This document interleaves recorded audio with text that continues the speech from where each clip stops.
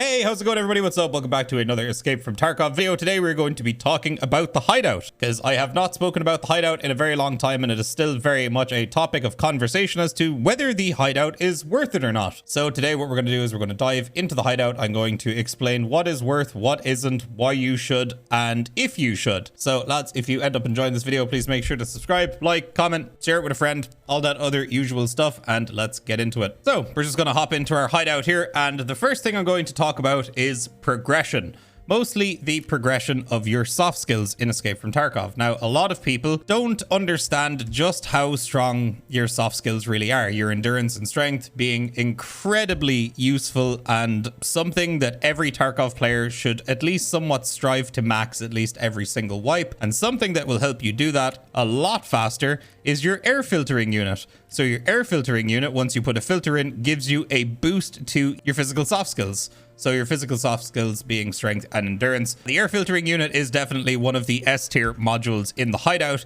which you should absolutely get. Now, the only problem with the air filtering system is you pretty much need to get a bunch of other stuff up to level 3 in order to get it going. Now, is the Hideout going to cost you a lot of money? Yes, it is. But the effects of it are going to last you the entire wipe, such as over here. You get additional XP in raids, almost 18%. This is based on your Hideout management skill.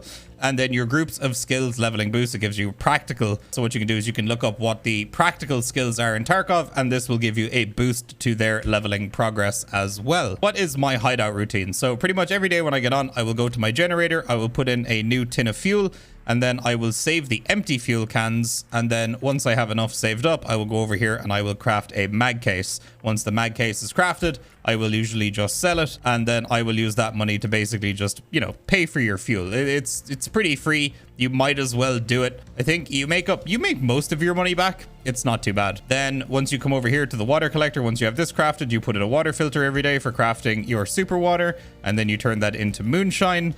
And then you can either use that moonshine in your Scav Case, or you can be like me and just sell it and just get yourself, you know, 250, 300k, whatever the price of it happens to be. Over at the nutrition station, you're going to use this to craft your sugar. And then what you're also going to do is you're going to use this to craft your quest items as well, such as your vodka, the beers, the whiskeys. And then just over time, you can craft food if you want. It's up to you. Maybe sell it, make a little bit of profit. It is up to you. Is the Hideout worth it? Before I used to tell people, not really. But I think the Hideout is worth it if you do it early enough in the wipe where you can take full advantage of it in the early game. So I think it's definitely worth rushing in the early game. Maybe not necessarily the Bitcoin farm, although now that Bitcoins are up to, I believe, about 350k each, I think that getting 25 graphics cards into your Bitcoin farm is absolutely worth it. I haven't done it yet because I've been lazy and I haven't bothered leveling it up to level 2 yet, but I do think that getting the Bitcoin farm with 25 graphics cards in it is worth it. Now, if you happen to find the module that you need from labs in order to get the Bitcoin farm to level 3, you can of course go ahead and do that. Depending on your cash situation, you can jump it up to 50. You will make your money back over time, and it is a lot better than it was before when Bitcoins were only about 100k. Now that they're 300, 350k, Bitcoin farm definitely seems a lot more worth the investment. Now, another thing that a lot of people question whether it's worth the investment or not is the solar power. So to get the solar power, you need one of these far forward current converters, 4 aces, 25,000 euros, 3 LCDs. You're like, this stuff doesn't matter. It's this stuff that's the expensive stuff. Now that this crafting recipe for the upgrade has kind of changed a little bit, I do think that getting solar power is worth, especially if you're one of those people that wants to go to your generator and then completely fill it with fuel and then only fill your generator once a week. This will not only save you having to log on every day, you know, swap out your fuel, you know, if you've got your Bitcoin farm pumping and you're doing stuff every day, even if you're only logging into EFT to do your water collector, your booze gen, your nutrition unit, your crafts, grabbing your Bitcoins and all that stuff just for like hideout management reasons, I think the generator is definitely worth it. Now, another thing that people ask me is getting the Scav Case worth it? Well, I'll answer that for you right now. Here's a 95k Scav Case result. And we got a U-lock, a belt rig, and some Ops Core Fast visor. This thing is a complete gamble. There is no saying this thing is worth. There's no saying this thing isn't worth. All this is a complete gamble. Whether you're going to do moonshine, intelligence folders, or the 95k or any of the other options, you are taking your money and you're putting it in the fireplace and either the fireplace is going to burn all your money, or, you know, there's going to be a draft down the chimney and it's going to blow your money back out. Like, it's just one of those things where I can't say if it's worth it or not. I like it because it's fun and it adds another thing to do every day when we get onto EFT. So I think it's worth it. For your average player, maybe if you farm up the stuff that you need for it rather than buying it all on the flea market, it might take the sting away from the cost of it a little bit, but I think it's worth it. I think it's pretty fun. One new addition this wipe, the shooting range. Group of skill leveling boosts. Combat. So you get a 10% boost at base, and then depending on your hideout management skill, this ends up increasing. I think this is absolutely worth it. This will help level your combat skills a little bit faster. The new firing range is actually pretty cool. So for any of you who haven't seen it, you come up here, you've got your targets, so you shoot them. And I thought they were supposed to fall down. What do I do here? Oh, turn on poppers. Here you go. So do that, and then they fall down, and then they snap back up. It's pretty sweet. And then you can turn on the training, and then what this does is one will pop up, and then another one will pop up somewhere else. And then it just keeps getting faster and faster and faster. And you can also, where is it? You can go here. You can turn the speed on for the targets that move. You can also inspect them. So what this does is it brings it forward so you can see where your shots were going and how your groupings are and all that other kind of stuff. Yeah, it's pretty cool, man. It's a really, really cool little system. You can do some of this stuff with the level 2 one, but I think it's worth getting the level 3 version of it. In my opinion, I just think it's pretty cool. And it's also not really that expensive to get either. Also, one thing I should mention as far as standard edition players are concerned, guys, try and do everything you can to get your stash leveled up. It's super important. I feel like that doesn't really need to be said. I feel like everybody kind of understands that. Now, one other new addition this wipe is going to be the gym. Now, the reason why you're going to want to build the gym is mostly because if you don't clean the spot where the hole is in the wall in your hideout where you get the leaks and stuff like that, it actually gives you negative effects. So you're basically going to want to at least get rid of all of that. So you can get rid of the negative effects, and then I think there's another module that pops up here in here to where you build the gym, but you definitely want to get rid of the negative effects because over the course of a wipe, that's going to end up costing you a lot. So I'd recommend it. As far as the gym is concerned, at this point in the game, oh, I'm not getting any XP because I worked out yesterday. They also made it now that if you have max strength or max endurance, I believe you get 0.8 soft skill XP every time you hit the green box, or rather hit the skill check correctly, rather than before where it was like 0.3 or 0.4, I believe. So they've essentially doubled it if you have max strength or max endurance, and then you get both of the max, and then, you know, it does nothing after that. The only downside of the hideout is, you know, if you really want to go for, you know, the booze generator, or if you want to go for the air filtering unit, or you want to get your library done, or, you know, get your med station up and all that kind of stuff, the unfortunate thing is you kind of have to do everything else before it anyway.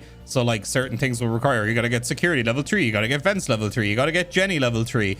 And then in order to get library, you got to get rest space, you got to get heating, you've got to do, you know, all this other stuff. So it almost seems like you can kind of pick and choose what you want, but you can't. It's actually a very linear system. There's a lot of prerequisites to a lot of the stuff that people actually want to get, which kind of sucks because a lot of people will end up like not using certain things. But I mean, a lot of this stuff does have useful benefits. Like, this gives you an extra 10 energy in raid, you know, which is kind of sweet. Then, you know, energy and health regen per hour. Like, I mean, who gives a shit? Everyone just heals with therapist anyway. Negative effect removal rate 58%, but like that's outside of raids. So it's like, who cares, you know? Energy regeneration rate. This is all while you're in your stash. This is when you're out of raid.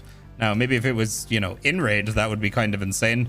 But I mean, the library is definitely worth it for the skill leveling. So is the air filtering unit. The med station used to be really, really good because you used to actually be able to craft LEDXs. But now, unfortunately, you need one of these manuals, the Silicon Optoelectric Integrated Circuits textbook or whatever. Lads, you can only get this by doing one of the end game, like super late end game Lightkeeper quests. So this is completely blocked off for most players. And I'll be the first person to come out and say it. I think this is really dumb. I think this requirement needs to fuck off.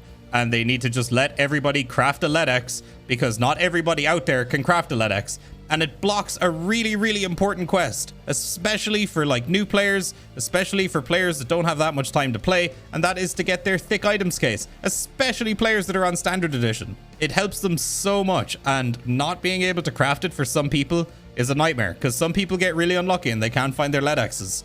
And some people just don't like Shoreline. And some people sure as hell don't like running labs, even though LEDXs are still super rare on labs.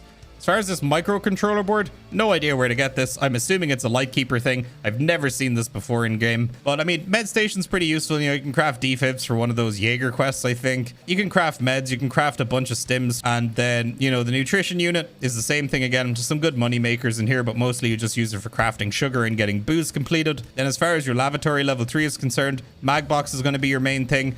These crafting materials come up very commonly as daily quests from Ragman, so you're always going to want to do those. You can craft water filters if you want, but these filters that used to be the trade for 60 round mags are now pretty expensive, so it's generally not really worth it anymore. But there's a lot of really nice early game quest crafts here, like corrugated hoses, bleaches. We also have the shampoos, which is nice for the TV10 crafts. You've also got your Clin wipers, your mini WDs, 6L31 60 rounders for Papor, for ice cream cones. And then when we go over to the workbench here, you've got some really good ammo. So you've got PS12Bs, you've got BP, you've got PBP rounds, a bunch of assorted shotgun rounds, and then again, another bunch of quest items you can craft. So wires, capacitors, power cords, circuit boards, all kinds of stuff that is used for all kinds of quests in this game, even G-phones, gas analyzers, all that other good stuff. If you happen to be stuck on it, you can just go to your hideout and craft it. But there's a lot of really good ammo here, a lot of really good crafts, and a lot of people generally just sell their gunpowders, but I would actually recommend them just to craft ammo. Also, somebody did just mention in chat that you can favorite things. So you click this little heart icon here and it'll always be up at the top.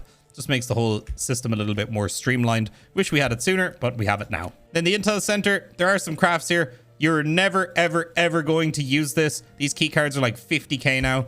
You can use it to craft flash drives. I don't see why you would. You go to customs, you buy some safe keys, you'll get 40 flash drives in a day. Like, it's ridiculous. The only reason I don't have this to level 3 yet is because I've never seen one of these far forward GPS signal amplifiers. But there are some more things that you can craft at the Intel station. But the main reason people are doing it is for the minus flea market commission and the scav cooldown timer. It is not for the crafts that you can do at the level 3 intelligence center. So lads, what I will say, compared to before, where I was kind of wishy-washy on whether I would actually recommend people take the time and take the money to upgrade the hideout, I now think it is absolutely worth it, and I think you really should. Considering Bitcoin prices, considering the soft skill advantages you can get, considering the gym, it's kind of fun. You know, it's not an insane advantage to have the gym or anything. Like, I'd argue that it's actually a very minor thing, but it's fun, you know, and it's something extra that you can do in your hideout every day. And the more and more they expand on the hideout, the better it's going to become.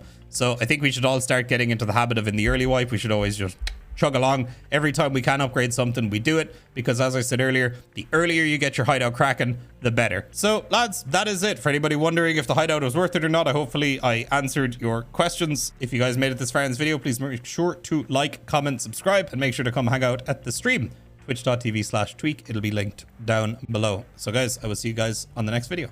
Peace out, my dudes.